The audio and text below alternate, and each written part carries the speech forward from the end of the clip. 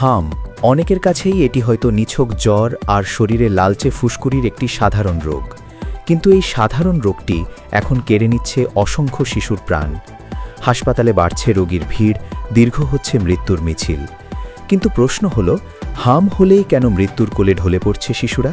কি এর পেছনের আসল কারণ? শুধু কি ভাইরাস, নাকি আমাদের অসচেতনতা? জানব আজকের এই প্রতিবেদনে।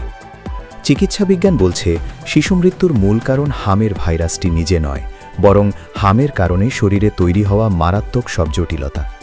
চিকিৎসকদের ভাষায় এই মূল ঘাতকের নাম ইমিউন অ্যামনেশিয়া। হামের ভাইরাস শিশুর রোগ প্রতিরোধ ক্ষমতা বা ইমিউন সিস্টেমকে সাময়িকভাবে প্রায় অকেজো করে দেয়। শরীরের আগে থেকে চেনা জীবাণুগুলোর বিরুদ্ধে লড়াই করার ক্ষমতাও সে ভুলে যায়।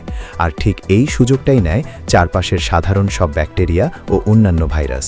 তারা সহজেই শিশুর শরীরে ঢুকে পড়ে এবং প্রাণঘাতী হয়ে ওঠে। হামের পর মূলত 4টি জটিলতা মৃত্যুর প্রধান কারণ হয়ে দাঁড়ায়। হামে আক্রান্ত শিশুদের মৃত্যুর সবচেয়ে বড় কারণ নিউমোনিয়া। হামের কারণে শ্বাসতন্ত্র দুর্বল হয়ে পড়লে খুব দ্রুত ফুসফুসে মারাত্মক মাত্রায় ব্যাকটেরিয়াল সংক্রমণ ছড়িয়ে পড়ে। শিশুর শরীর তখন এই নিউমোনিয়ার সাথে লড়াই করার মতো অবস্থায় থাকে না। মস্তিষ্কের প্রদাহ বা এনসেফালাইটিস, অর্থাৎ প্রতি 1000 হাম আক্রান্ত শিশুর মধ্যে 1 থেকে 2 জনের মস্তিষ্কে মারাত্মক প্রদাহ বা ফুলে যাওয়ার সমস্যা দেখা দেয়। এর ফলে শিশুর তীব্র খিঁচুনি হয়, শিশু কোমায় চলে যেতে পারে এবং এর পরিণামে মৃত্যু বা স্থায়ী মস্তিষ্কের ক্ষতি হতে পারে। তীব্র ডায়রিয়া ও পানি শূন্যতা, অর্থাৎ হামের সময় অন্ত্রের আবরণ ক্ষতিগ্রস্ত হয়ে প্রচণ্ড ডায়রিয়া হতে পারে। 5 বছরের কম বয়সী শিশুদের ক্ষেত্রে এই দ্রুত পানি শূন্যতা ও খনিজ লবণের ঘাটতি সরাসরি কিডনি অকেজো করে মৃত্যুর দিকে ঠেলে দেয়। শ্বাসনালীর তীব্র সংক্রমণ, অর্থাৎ ভাইরাসের সংক্রমণে গলা এবং শ্বাসনালী ফুলে গিয়ে বাতাস চলাচলের পথ সরু বা বন্ধ হয়ে যায়, ফলে শিশু পর্যাপ্ত অক্সিজেন নিতে না পেরে মারা যেতে পারে। হাম রোগে শুধুমাত্র ভাইরাসের তীব্রতাই নয়, আমাদের চারপাশের কিছু রূঢ় বাস্তবতাও এই মৃত্যুর সংখ্যা বাড়াচ্ছে। প্রথমত, অপুষ্টি ও ভিটামিন এ এর ঘাটতি। যেসব শিশুর শরীরে পুষ্টির ঘাটতি আছে, হাম তাদের জন্য সবচেয়ে বেশি বিপজ্জনক। ভিটামিন এ এর অভাবেই হাম থেকে শ্বাসনালীর জটিলতা ও অন্ধত্বের ঝুঁকি সবচেয়ে বাড়ে। দ্বিতীয়ত, চিকিৎসায় অবহেলা। সাধারণ জ্বর সর্দি ভেবে অনেকেই শুরুতে বাড়িতে অপেক্ষা করেন। যখন শ্বাসকষ্ট বা খিঁচুনি শুরু হয়, তখন হাসপাতালে আনা হয়, যা অনেক ক্ষেত্রেই বড্ড দেরি হয়ে যায়।